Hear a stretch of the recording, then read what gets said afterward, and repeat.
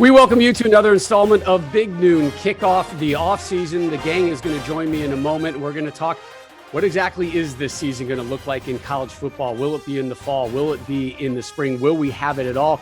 We're also going to talk impactful freshmen, a couple of fun social media questions, and the logo game. But we're going to start off strong with some intelligence and some football as well, courtesy of Northwestern head coach Pat Fitzgerald, who joins us live now from Evanston. Coach, thanks for joining us. And let's get right into the red meat, as our friend Dave Wannstedt would like to say. Earlier, it was announced that the Big Ten is going to a conference-only schedule in the fall. What was your immediate reaction to it, and how have you adjusted to it? Well, great to be with you, Rob, and so great to hear the intro. It got me fired up for football in the fall. So I think we're all keeping our fingers crossed that our country and our regions will be healthy and safe for us to get started. But there's been a lot of dialogue. You know, our conversations in the Big Ten have been led by our team physicians, our epidemiologists on our campuses, the conference, office, Commissioner Warren, and then our ADs. And so as we've gone through multiple weeks of conversations, we came to, I think, the consensus with working with our doctors, the best way to start and get a season started is to stay within our region and within our conference and have great synergy, great communication, and a standard of care that we can all hold each other accountable to.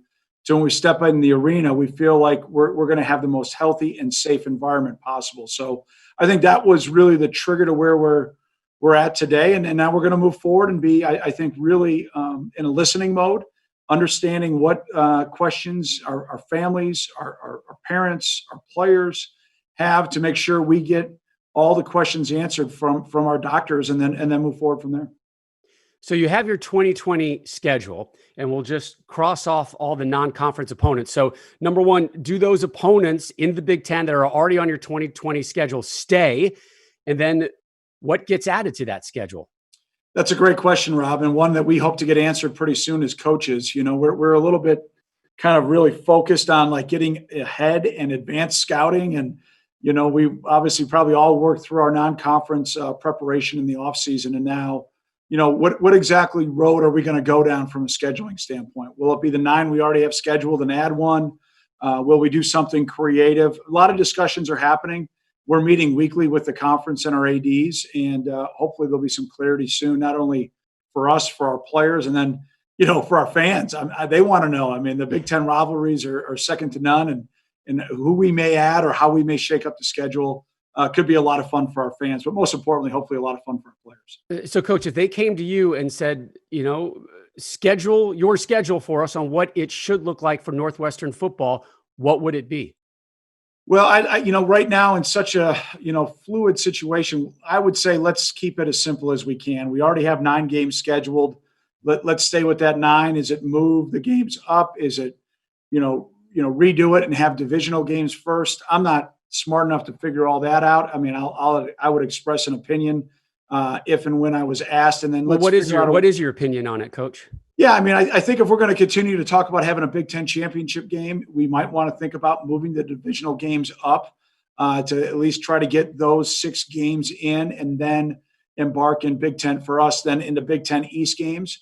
That would be obviously a huge departure from our current schedule. So if we're going to make those types of major changes, for my assistant coaches who would like to go home, I would like to be able to get that figured out so we can start to do our advanced planning. As you get into training camp, you're not only installing your offense, defense, kicking, overall program philosophy and values and how you're going to run your program, especially as you onboard newcomers and transfers, but you're also starting to sprinkle in schematics of your opponents just to make sure you expose your players to that, and you start to get that advanced teaching so that way it's not compressed into a game week if there's some unique challenges. So I know selfishly I'd like to do that for our assistant coaches. So we're not here over the next few weeks in July, grinding through advanced game plans to make sure we're ready and prepared. So when it's time to go play, we're going to be ready. It feels like, Coach, that there have been more and more conversations about potentially moving the season from the fall to the spring. I guess what's your first take on the idea of spring college football? Well, we have not had that conversation in the Big Ten, at least with the coaches. And when we've had private meetings, we have not had that conversation. Right now, our our focus first was the 6-week window of return to play. We're about to embark on that here for us that are opening up game 1 on the 24th. We just started our 8 hours of summer access this past Monday, so we're able to be out at workouts for, a couple hours a day, which is great. The next step will be, then training camp. And so if we can get through those stages, then what's going to be the next stage will be playing this season. So until we get to that point, we have to be probably starting and discussing the what ifs. What if the season gets shortened? What if the season gets paused? Do we need to move it to the spring? I think all those discussions will unfold. And again, the number one priority over all this is the health and safety of our young men, their families, our coaches, our staff, and their families. And so as long as we're going down that road, I start as a parent first of 3 boys that play football. Let's make sure we're making that the main thing, and then we can adjust and create solutions around it. I have to assume the number one question you've gotten over the last couple months is, will there be college football back in the fall? How do you answer that today? Yeah, my answer to that would be, like I said, I think about an hour ago when I was talking to a recruit's parents, if it's meant to be from a health and safety standpoint, then we'll have football in the fall. And if not, then we'll get prepared to adjust. And whatever that means, let's, again, create a plan from a health and safety standpoint. And then let's go let our guys play the game that they love. But we've got to make sure we onboard them the right way. We've got to make sure we have protocols in place. I mean, right now, and I don't want to sound naive, but we feel great. I don't want to speak for the other, Power 5 schools, but we feel great about the 4 hours or whatever our guys are in the building. Everyone has masks on, the onboarding into the building protocols, all the things and testing that we're doing in surveillance testing. And then our young men, I'm really proud of them. Since we've onboarded all of our players, they have been just incredibly diligent in following the guidelines that our doctors here in Cook County, suburban Chicago, state of Illinois, that our guys are following to the best of their ability. They're really being smart and being stewards of their health, our team's health, the greater athletic department's health, and then, the university once we get going. So those are the types of discussions that are ongoing from a macro level. And then from a micro level, it's, here at Northwestern, it's, going through every drill that we may do, from in shorts to full pads practice with our doctors, making sure we get everything signed off on. We already have it from a health and safety non-COVID, but how does Doc feel about this? So it's been great. I'm so thankful for Dr. Jeff Mianis, our team physician. He might as well be like our 16th coach. I mean, we spent so much time with them trying to make sure we're doing this the right way. And I think as long as we stay down that road, I hope that gives our players, their families, and hopefully our country that loves sports the peace of mind that this is going to be the priority, the health and safety of our young men. And then we need to all as a country be willing to do our part. And, we talked about it a lot here in Chicago about flattening the curve. We really felt like we did that. We were able to open things up, and we have to just be smart and be, we got to wash our hands. We got to have great hygiene. We got to wear masks. We got to socially distance if we want to get back to the normalcy of American life. And the fabric of that is sports. And obviously football plays a big role of that in the fall. Curious, how did you frame the conversation to your players that this is going to be a conference-only game schedule? And then what was their reaction? Well, first of all, when the conference asked us to get our players' opinion, I called a unity council meeting, and our guys jumped right on. And I looked at we did it a little bit differently with COVID that we typically do, and multiple players for each position. I go, I just want this core group, guys, before we ask the rest of the team. Do you guys want to play? Yes or no, thumbs up, thumbs down. Every guy did this. Okay, great. Now, if that's the case, let's talk about where things may end up going and how this may unfold, knowing that we don't have all the answers, but let's start to put together as many questions as we can. And so that's what I've armed myself with as I work with our docs, our director of athletics, Jim Phillips, and then the conference. So, as we go down those roads, when I told them, hey, there may be potential for 10 only league games, who knows, it might be 10. First question is, if we earn it, is there going to be a Big Ten championship game? If we earn it, is there going to be a Rose Bowl, right? I mean, young men love football and they love to compete. So they were asking those questions. We assumed, and we framed it by assuming everything is from a health and safety standpoint so that we can go operate. So those are just the dialogue that's going on, and hopefully we'll be able to get those questions answered. So the Big Ten and the Pac-12 are saying we're playing conference-only games. The SEC, Big 12, ACC, they've kind of hedged their bets a little bit. They've clearly made it kind of clear that we're going to have a lot of conference games, but they've left the door open for out of conference games. How does that impact the entire scope of how college football should be judged this season as we go forward towards the college football playoffs? Well, let's embrace this new challenge that we're at. And what does that mean? We all don't know. So let's have, a bunch of smart directors of athletics, commissioners, and NCAA, whoever, and get together with coaches and get our players' voice. And let's talk about what that may look like. Again, we're assuming here, right, that the health and safety is in place. So, we made a decision from our conference standpoint that we felt was something that we can manage. Maybe the ACC is going to play the SEC in a rivalry game and things of that nature. That's at least some things that I've heard. If South Carolina is going to play Clemson and they're driving shorter than Clemson going to Boston College, I don't think anybody would see an issue with that. In Big Ten country, it's a little bit unique. From a Power 5 standpoint, ourselves and Illinois are kind of the in-state rivals, and we're going to be playing each other in the Big Ten West. So it made sense for our region, and I think having the flexibility to make the most sense is probably prudent for this year. If you want to talk about big picture moving forward and how the college football playoff, we don't have enough time for that, Rob. I mean, should we all play the same number of league games? Those are some things that, again, that the CFP, the commissioners. Well, Coach, give us your 30-second snapshot of what 2020 has done, big picture, to what the college football playoffs should look like this season. Yeah, I don't know if we could use this year as kind of the road to go down. I think we have to really look for solutions.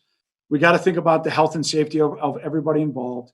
And I haven't even started to begin right now, Rob, about the mental health side of this. And when you really think about, especially, and I'm selfish as the football coach, but all of our student athletes, all of our support staff, everybody that's a part of intercollegiate athletics, the development of our student athletes is our number one priority, along with their health and safety, right? And so when you're looking at the mental health side, I think that's something that needs to be discussed. Coach Fitzgerald, always a pleasure to catch up with you.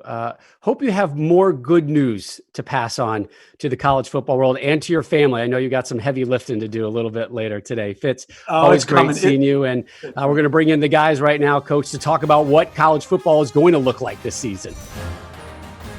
So these are the big headlines in college football this week. My former conference, the Patriot League, has joined the Ivy League in canceling fall sports. We mentioned earlier with Fitzy, the Pac-12 and the Big Ten are now committed to conference-only schedules. We'll have a lot of conversation about that with the guys in just a moment. As for the other three big conferences, the ACC, Big 12, and the SEC, they are still waiting to make their schedule decisions. Now, Oklahoma head coach Lincoln Riley had this quote just the other day: "I just can't imagine a scenario where we don't play, whether it's something we do in the fall, whether it's a shortened season, whether it's spring. There's nothing we should take off the table.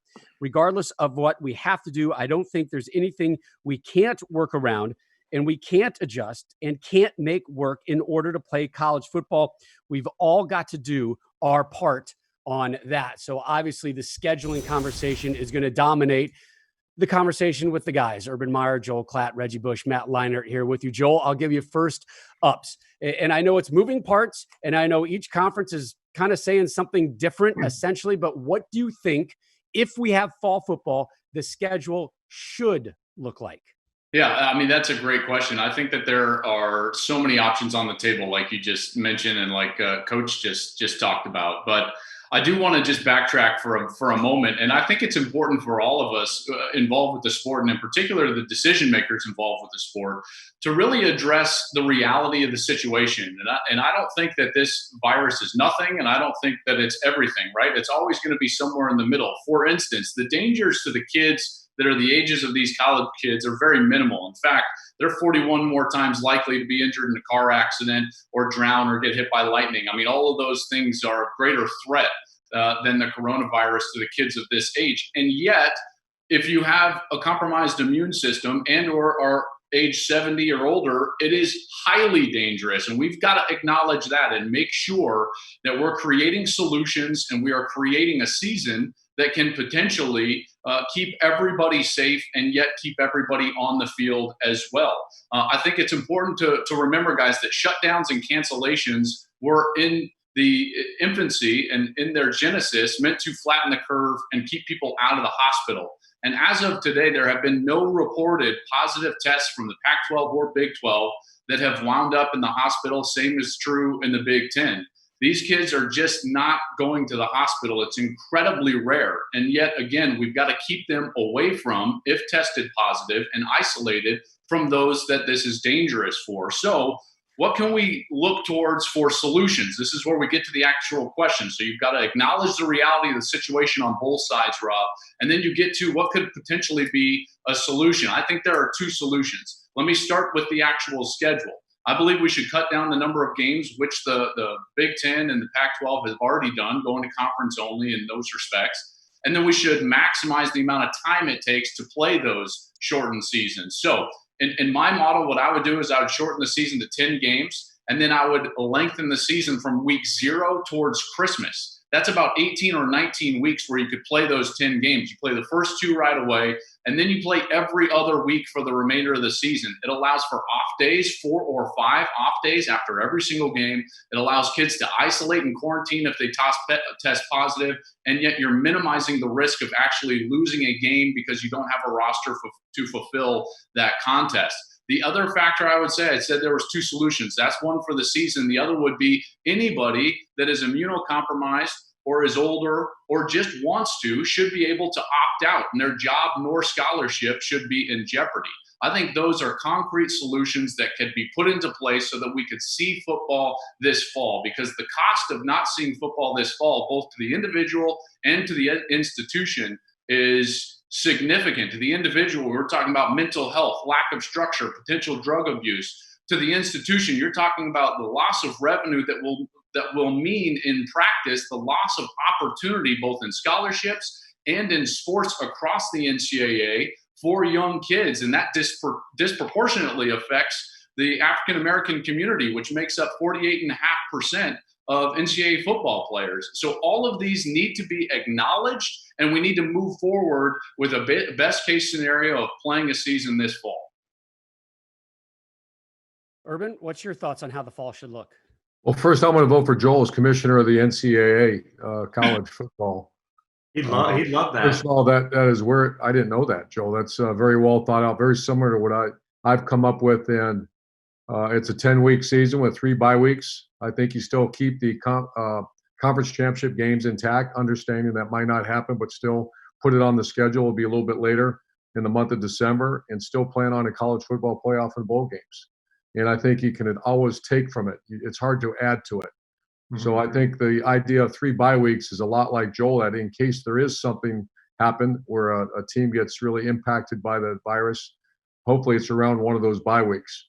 But I'm really intrigued by what Joel said. I'm going to really digest that. I didn't know that about a week off between every game. That's a long season. However, you start talking about player and safety welfare. That kind of made sense to me as Joel was going through that. So I think we play football. I think it gets on the books, and we be prepared to adapt and adjust, which right now I know that's what's happening with coaches across America and ADs and the commissioner. I understand the commissioner of the Big Ten is doing, talked to Gene the other day, he's doing a wonderful job with communicating. The Big Ten is very open dialogue about solutions, and you heard Coach Fitch. He's pretty positive. I'm very positive now. I just think it sounds better and better, and it's amazing. 1 week ago, it was, in my mind, it was almost over. But I'm feeling more positive, and I'm really intrigued by what Joel said. Yeah, the crazy thing is this continues every week we come on here. It changes every single day, but I think there has to be some structure in place, to Joel's point. And a normal college football regular season is 15 weeks, the regular season, right? Week 0 to the end of November. And a 10-game schedule would give you an additional 5 weeks for buys or reschedule. I think, Joel, to your model, an 18, 19-week season gives you even more added time. And I know that's a long season, but that's what we have in the NFL. You play a 16-game season. And then really trying to understand the weekly schedule and, how many days are in pads, really giving those kids more days off to, 1, recover their bodies, and 2, if you do have positive testing, you get those additional days and weeks off. So again, there's more and more models that make sense. And I think also giving the players an option to sit out and not jeopardize their scholarship if they have underlying conditions is a great thing. Give them that option, and the coaching as well. But I think the most important thing, and something that I've really kind of dove into, is the players' mental health. And we see it in youth sports, you see it with kids, and you see it all the way up until these student athletes. And it's so important to give them the structure and that routine that we're all used to in playing sports, no matter what that is. And that's why we need this to happen so badly, and doing it in a safe way is the first priority. And to Joel, Coach, I think that makes sense. Fellas, I think we just came up with maybe the solution to this college football season, because Joel, as you were talking, and I agree with Urban and Matt, it made a lot of sense to me, everything you were saying. Giving universities and teams an extra day off, extra weeks off. I think that can only benefit the kids, their bodies, and also if there are positive tests throughout the season, it gives you time to quarantine those kids and then get them back, for games. So I love this idea because, one, we're protecting the health and safety of players physically, and then also, again, like we just talked about, to me, this is proactive, and I hope other people are listening. I hope other networks are listening, because I think this is a great solution for this season. Let me throw something out, Joel. So you're saying get rid of the conference championship game and bowl game, or you're just not there yet? Well, candidly, I think that we're going to get rid of a lot of bowl games, because I don't know what the season is going to look like for the group of five. And let's be honest, most of the bowl season is for the group of five, in particular the bowls that happen before January 1. If we reduce the number of bowl games to, let's say, 5, 6, maybe even 10 at most, then I think that you're looking at a more feasible postseason. But those are really bridges to cross at a later date, at least in my estimation. And yes, Coach, to your point about championship games, I would move them towards Christmas, the last week of December, or even that first week of January. And again, that 2 weeks between each game, so you play the first 2 games right away, 0 week and week 1, and then you've got the rest of the season with basically a bye in between. And I understand that's a long season, but remember, it's not a long season in terms of number of reps, because you would have 3, 4, maybe even 5 off days every single week after a game once you got into those bye weeks. It does 2 things. Like I've said, it talks about quarantine and isolation once you do have positive tests, which I think are going to be inevitable to a certain extent. But then it also allows you to get those players back, and it also allows you to schedule a game if needed based on a cancellation. So then you've got those universal bye weeks worked in to where you can get to that 10-game threshold and then potentially play a conference championship game. Because everyone says, like, well, these people just want the money. People just want the money. Yes, because money means opportunity. That's what people don't understand here. The opportunity of the scholarship is one of the greatest things that we have to give kids and high school athletes. And I'm not just talking about football. Remember now, the sports that are going to be canceled, and Stanford is evidence of this. They just canceled 11 sports based on what's going to happen to their budget. We need to maximize the amount of revenue that these schools can make in order to increase and sustain the level of opportunity that high school kids have. Again, it's not about making money, but it is as much as it's about creating opportunity. Last thing that I would say, and most coaches will tell you this, and Coach Fitzgerald talked about it with us as well, is once these programs got these kids back, that's where you saw the bulk of the positive tests. Okay, now not every single program, but the bulk of positive tests happened right then. And then once they got their protocols aligned, their systems of testing aligned, what you've seen is a drastic decrease in the number of positive tests across college athletics ever since these kids have come back to campus. So we have to acknowledge reality, stop burying our heads in the sand, and stop allowing the narrative to be written for us, and allow the data to drive us towards a season in the fall to maximize opportunity, the chance for these kids to play, and maybe even further their career after college. Joe Klatt for president. that was no, Reggie, that was you in 05, I thought. You and Matt running on the same ticket. Matt, let's talk about kind of beyond the conference games and what the impact of this smaller resume for these programs will be on the college football playoff picture. The college football playoffs coming out the other day saying we're going to judge each team the way we have been judging them with the limited resources of the schedule that has been presented to us. Is this an opportunity, though, for the playoffs to grow? Does it need to stay the same? Do they need to judge and value programs differently this year? I think Joel just mentioned the word opportunity, coming from, the revenue and money. And I think there's an opportunity for the playoff committee to really change the playoff format for at least this year. If there's anything we've learned, guys, this whole year is, and there's a lot of unknowns, there's a lot of change. We're adapting on the fly. Multiple sports leagues, professionally, college are trying to figure it out. There's no normalcy here. And, I've always loved the idea of expanded playoff. I know Joel has not, and he may differ in this opinion, but I think if there's an opportunity to experiment with it based on a shortened season, based on, the criteria that the committee uses, we all have an issue with from the get-go, but now you're lessening the season, you're playing conference-only games. It's really hard for them to work with that type of data to find the top 4 teams. We kind of know that every single year. Why not give an opportunity to expand to 8 teams? One, I think it's great for college football. It'll give us everything we want. And 2, we just talk about the revenue sharing. We need, the sport needs to make money, and that gives an opportunity to do so. I think if there was ever a time to play with that, it's now. Why not? I mean, this is the year to do it. And I know they've come out and said they're not going to, but again, things are changing on the daily basis. Can I just jump in real quick, because I don't mean to, but Matt, you touched on something, but it's also vital for the group of 5 teams for the playoff to expand, not for access to the playoff like some have argued for, but the fact that not many people understand that the group of 5 conferences get a hefty chunk of the revenue share from the playoff. And with all of these Power 5 leagues going towards conference only games or Power 5 only games, what you're going to have is a massive hit for those revenue games that Central Michigan schedules with a Big Ten opponent. That they're not going to have those $1.5 million payouts for one game. Okay, so the budgets in the group of 5 are going to get absolutely crushed this year. And one of the only ways that I feel like you can make that up is not with actual games on the field with those teams, but actually expanding the playoff in order to create a larger share of revenue in order to give it to the group of 5 so that they're just flat sustainable, so that we don't see football programs go away.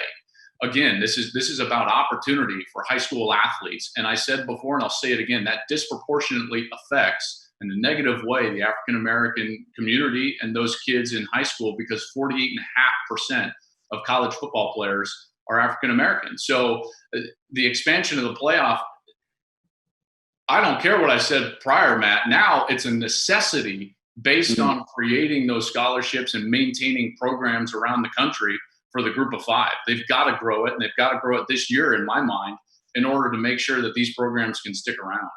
The one thing that bothers me about this conversation is that so much of it is on finances and dollars. And we get it. We understand the ramifications from the top to the bottom feeders of college football and college athletics. And we all need this sport to return.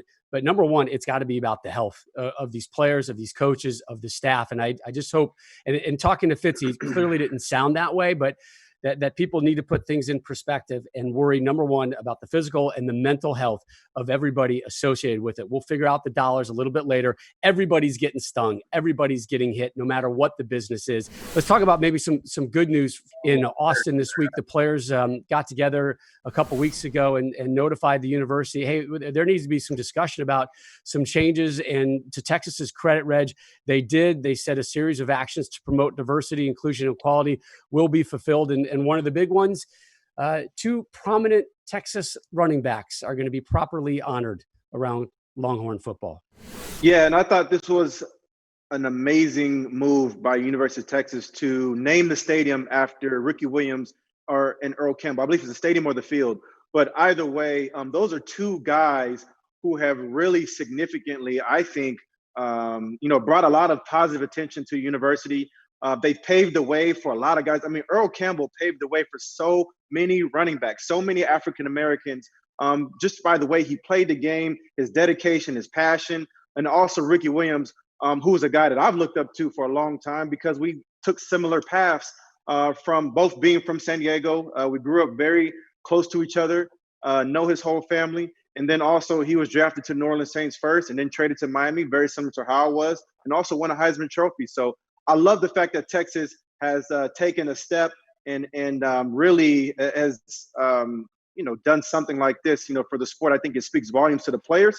And I would love to see them do something for Vince Young because I believe Vince Young, really did a lot for that university. And I would love to see them also do something for him in his name as well.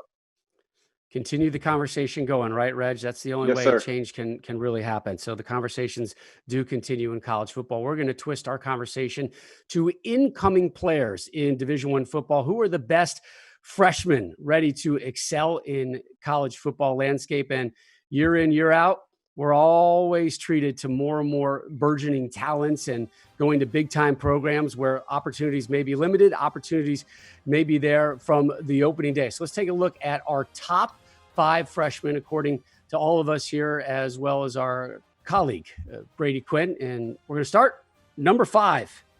We're going to Columbus, Coach. More wide receivers showing up in Columbus. I'm breaking out the glasses for this. I want to make sure I get some of these numbers right. Julian Fleming, the number 1 receiver, number 3 overall prospect. I love this number. All-time Pennsylvania high school leader in career receiving yards with over 5,500 and receiving touchdowns.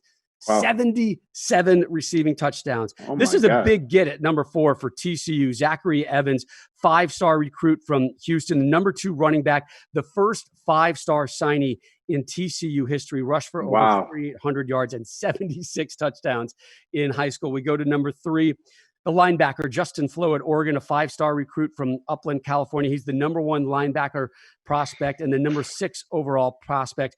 135 tackles, 12 sacks his senior year. Just above him, this is going to be an interesting conversation because what is the quarterback situation going to be like at Alabama? Is it Mac Jones or is it the uber-talented Bryce Young, a 5-star recruit from what high school did he go to, Matt?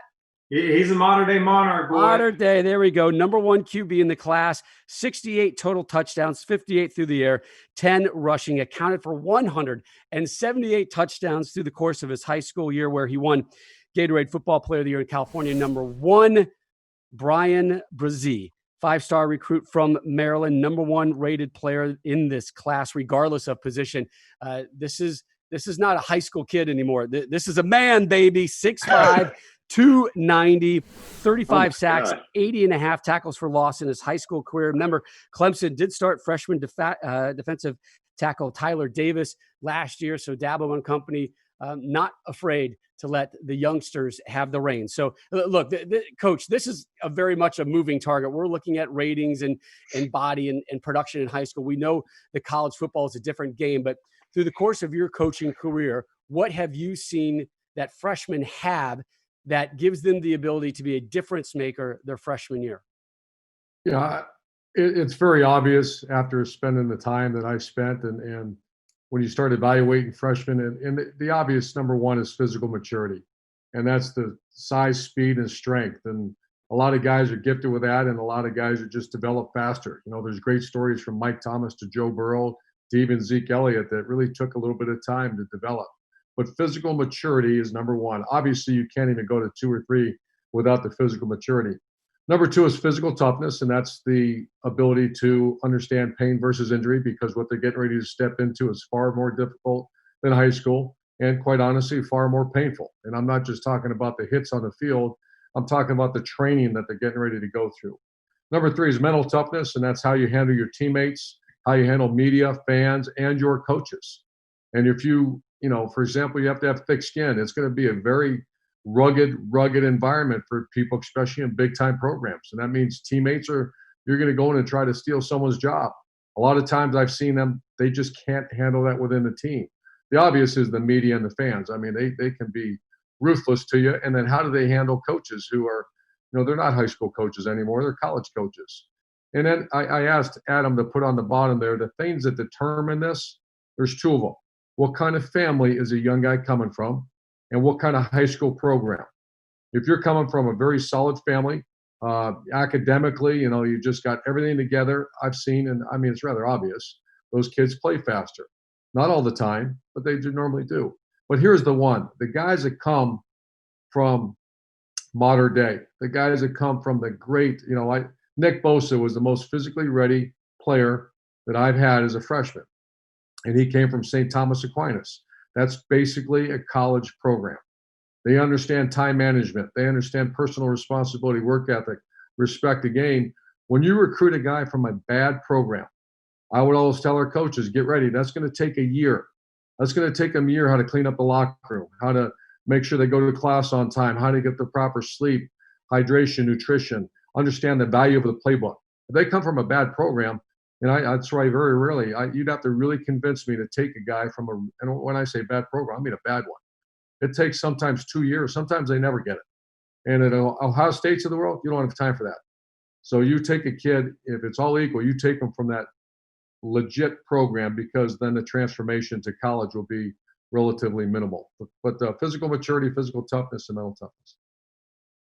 Any program would have wanted our number one player, Brazee. Joel, why is he at the top of the list for you? Well, I think he checks off a lot of those boxes that Coach was just talking about. He's certainly physically ready. He's 6'5", 290 pounds. In fact, he's quick enough to maybe trim down, stay where he's at, and play on the edge, or he could even bulk up, be like a 315-pound interior defensive lineman. And he's got the quickness and hand quickness and toughness and strength to rush the quarterback from the interior. So I think it's that versatility that helps him. He's also, and I know all of us are going to love this, he was a great basketball player, so he's got that athleticism, even with the big frame, an elite basketball player. I think that helps him moving forward. The biggest question, I think, is the number 3 bullet that Coach had, and I think this is the question that can't be answered until you're there. How mentally tough are you? And I'll bring up one other area where mental toughness comes in.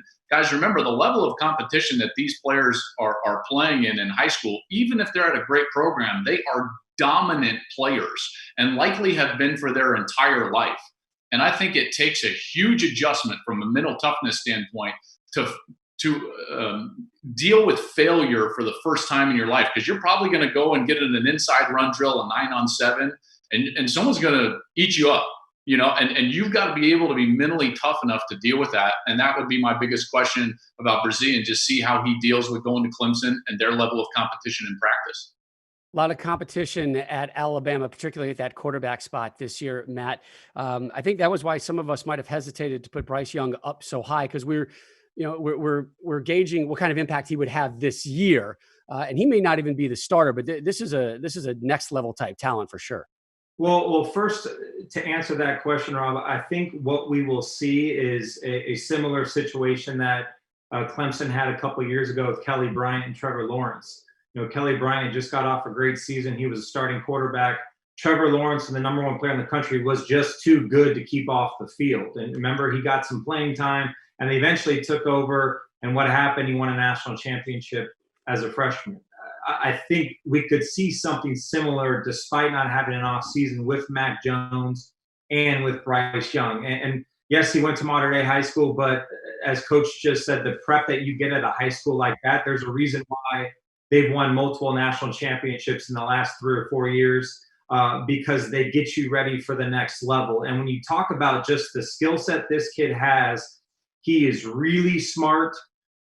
He's a dual threat quarterback, but really only runs when he has to and when he's needed to. And actually, I spoke to Steve Sarkisian earlier this summer, just how he was handling it and what he thought of him. And he just said, he's put on weight for Bryce Young. He was a little slender in high school, so he's added about 10 or 15 pounds this offseason. And he said his ability just to absorb the playbook.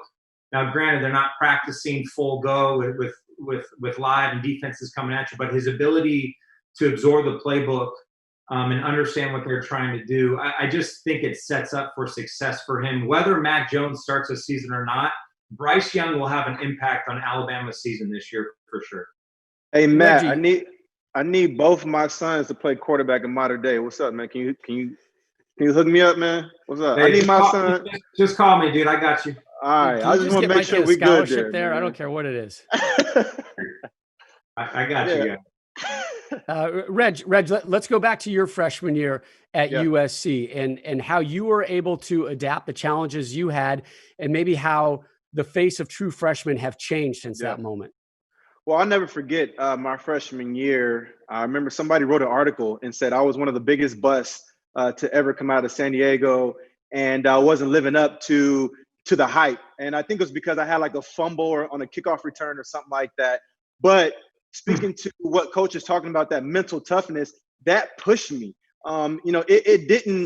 It wasn't something that I allowed to hold me back. It pushed me to be better and to be better and better on the football field. And then also the environment that I was in was, you had to be mentally tough because everybody on our team was really good. And in practices, to me, that's where I became a man, was in those 9-on-7 periods that you were talking about, Joel, where I did get lit up and I did get my head knocked off and I had to get back up and do it again. And that's what raised me, right? That's what taught me, how to overcome some of those hurdles, how to overcome maybe some things that might be said about you in the media. Because again, in this game, you got to have thick skin, because there's going to be things said about you a lot, some good, some bad. You got to take it with a grain of salt. And so I'll never forget my freshman year, just how that article came out and how it pushed me to want to be better on the football field, so that, I didn't hear any more negative articles. Joel, throw me a true freshman that you watched and said, that's not a true freshman. Oh, Adrian Peterson. Oh my goodness. And Coach, I didn't see Nick when he was a freshman, and I'm sure that there were others, but I saw firsthand, we played Adrian Peterson. I thought he probably should have won the Heisman Trophy that year. Now, granted, you guys beat him, what was it, 55-10 or whatever in the Orange Bowl. I just remember playing him in the Big 12 championship game that year, and he came outside on kind of a sweep, and we had this 5'9", 180-pound corner, and he went up to, like, in support to stop Adrian Peterson. It was right in front of our sideline, and I just winced, guys. I was like, oh my gosh, this is going go really poorly. And it looked like one of those cartoons where, like, a chicken gets hit and the feathers go everywhere, and he just ran over our corner, and I was like, that guy could play on Sunday right now, what I just saw. That wasn't no freshman running the ball right there. I was a grown man. They just didn't check his birth certificate. That's right. Joel, I had no freshman runs like that. When I was in Arizona, we played Minnesota at home, and I was on the sideline, and I'm watching the play, and he takes a sweep or outside zone, and he pushes it outside, and the same thing. I'm watching, and I've never seen a grown man run so hard in my life. And Adrian Peterson's a big dude. He's 6'2", 220, whatever he is. I've never seen someone run so hard and physical in my entire life. And again, the same thing. The corner came up, tried to crack him. I think he just lowered his shoulder. And I was sitting on the side. I'm actually getting chills thinking about it, because I was like, oh my God, like he could have killed somebody right there. It was unbelievable the way he ran the football. He lost the Heisman Trophy in 2004. I'm sorry, sorry that happened. Hey, Coach, what did you see from Bosa when he walked on campus? I think obviously the three things we mentioned. Number one was physical maturity. He had it all. He's already been weight training. His father was a first-round draft pick. His uncle was, and his brother was. So he understood the weight room, his physical toughness, his mental toughness. But the thing is, and that's why I love to give credit to great high school coaches, because they make a college coach job easy. Just like a great college coach makes an NFL coach's job easy. They understand, I like to say, the value of the playbook. It's amazing sometimes you take a kid from a young man from a bad program, and they just don't understand the value of what it takes to play a difficult game. Football is a complex game, and those that think you can just go out and play, that's why it takes so long. That gives so much credit to. There's nothing. When I was recruiting, and I'd pull that car up and I'd walk in that beautiful high school, and you'd see all the kids dressed right. You'd see the locker room nice, and the coaches, everybody looks good and they feel good. They're proud of their school. They own it. 9 out of 10 times I'm taking that guy, because that's, now you can teach them football. You don't have to teach them how to tie his darn shoes. And that's the worst thing, that when you take a kid like that, is it the kid's fault? Sure. He's going to be the one blamed for it, but I hold the coach responsible. I hold the environment he came up in, because that's going to set him back 2-3 years, and then he gets beat out by someone else, and now you're dealing with other issues. Hey, Coach, what how about many high school basketball games how many high school wrestling matches did you see over the course of your recruiting these college football talents? Oh, I mean, I wish I had a free cup of coffee or something for every time I went to a wrestling match or a basketball game. But you know what? That was the fun part, man. I could not. I would get so upset when I couldn't do that, because now you're strictly going off of someone else's word instead of visually seeing that young person. Like, the best part of the basketball game to me was a timeout when it's a 1-point game or 2-point game, and I was kind of strange, but I would get as close as I could to the huddle and try to listen and watch the kids' eyes, because in 8 months I'm going to have my arm around them in the rivalry game, and I want to see how this guy's going to react. Very rarely do players change like that. Did you want 2-star guys or not 2 sport guys or 1 sport guys? Oh, my feeling on that. I think Joel and I and most of us, we said, I think yesterday, 85% of NFL draft picks are multi-sport athletes. And I adamantly disagree with people who say, I'm going to be at 6 years old, I'm going to get a quarterback guru, and that's all I'm going to learn how to do. I think they need a tooth chipped out in a basketball game when they're rebounding. I think they have to go wrestle. I think they have to play lacrosse, whatever it is, and go learn how to compete and have some diversity to them about different sports and different people. Hallelujah. I got a scar right about here diving for a loose ball on the basketball court. I take great pride in it. All right, let's get to our diving for the ball. Right here. What's basketball, that? Big tooth right here. Hey, Rob, were you wearing that jersey when you got that? Oh man, you're killing me with the jersey. Well, Rob, we're going to talk about that one offline. I'll get something different for you next week, Coach. The child's Ezekiel Elliott jersey did not placate you last week enough. All right, let's get to our social media questions. This is from great name, Finn McCool, WETSU. I'm assuming that's like East Tennessee State University. Finn has this question. Joel, you get first up. So which of the big incoming freshmen at Ohio State will have the biggest year? You going with Julian Fleming?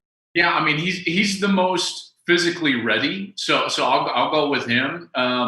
But I'll tell you, it's going to be difficult because they've got a really good core of wide receivers there. That's why I didn't put Julian higher on my impact list. I thought he could have been number 1. I put him in number 2 because I think Brazil is going to be able to impact right away, whereas Fleming, who knows? Like, Olave is a great player. They've also got, and I'm blanking his name. Coach, help me out. Who is the freshman? Garrett Wilson. That's right, Garrett Wilson, who's a terrific player. So it's about opportunity at wide receiver, how many chances you get. I think Fleming will get on the field and look for him if we do have the season in the second half of the season as he starts learning those adjustments at the wide receiver position. Matt, it takes a wide receiver a little bit to understand coverage, know where to adjust. In the second half of the season is where I would expect Julian Fleming to potentially have a big game sprinkled in. All right, social media question number 2. Reg, this one is for you, my friend.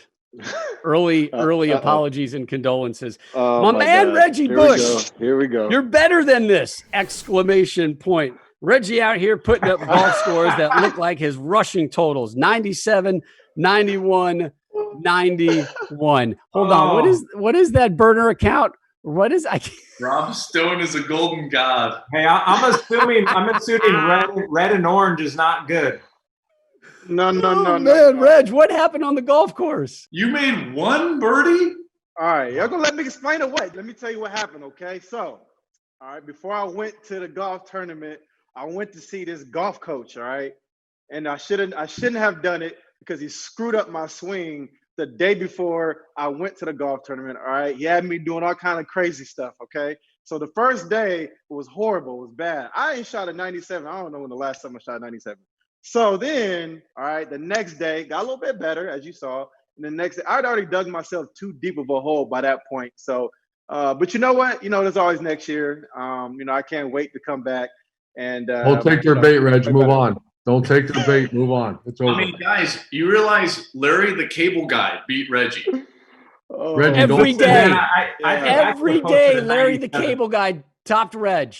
Hey, you know what I'm doing? Every day I'm in my backyard swinging like a madman. Now I'm coming back a different person next year. That's all I gotta say. Hey, while we're name dropping, Coach, who did you play golf with the other day? Wayne Gretzky. and got to God. watch Dustin Johnson hit the ball a little bit. So Wayne Gretzky and his beautiful wife Janet Jones, who she is maybe more Wayne's going to get upset with me. She might be more competitive. Here's what I told. We had a little bet going. I'd rather play Alabama than play Janet Jones in golf. That's how intimidating she was. Wow. How did she get to you? Oh, she's chirping. And I mean, first of all, she's good. Oh, wow. And second of all, she's, just chirping the whole time. I was like, wow, man. This is so hard. Coaches live on the high life post man.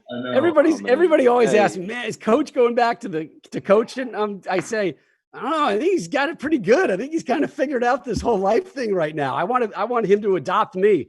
All right, let's get to the logo game. We got two logos. The first one is for Joel Urban and Reggie first. All right, the logo game. Number one. Reggie. Yep. The first thing I think of when I see University of Miami, I think of the old school when they were beating the brakes off of everybody. Luke Skywalker was on the sideline. They had the gold chains, everything, man. That's what I remember. That's the University of Miami I remember. I would love to see them get back to that greatness. Urban. Go ahead, Joel.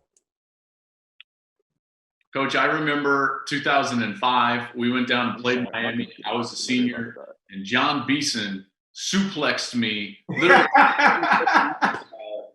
And then come to find out later, remember the Nevin Shapiro scandal? John Beeson got paid $500 for suplexing me in the Orange Bowl. One of the greatest highlights ever. Go search that, please. So you should have gotten a cut of that payday. Coach, what do you think of when you see the U? Well, I think of that 4-3 defense that they modernized the game playing a 4-3 defense, and it became the Miami defense, 4-3 quarters, and fastest team in America. I mean, I remember watching them, and he actually recruited against them, and if you couldn't run, they didn't talk to you. The only thing that they really stand out for me for over the course of the last couple of years, that big turnover chain that they had not too long ago. I loved when the turnover chain came out. All right, logo number 2. Matt, this one is just for you, my friend. I mean, are we just giving modern day so much love? Apparently we are. That's the school my son going to play quarterback at. You know what? In all honesty, Coach just talked about great high school coaches, and Coach Bruce Rawlinson, who I'm sure Urban probably has crossed paths with over the years, is still there. He was my coach, one of the best coaches I ever played for. Really, really helped me throughout my career, not just in high school, but college and pro. I love that guy, man. So that's what I think of when I think of modern day. So shout out to Rollo.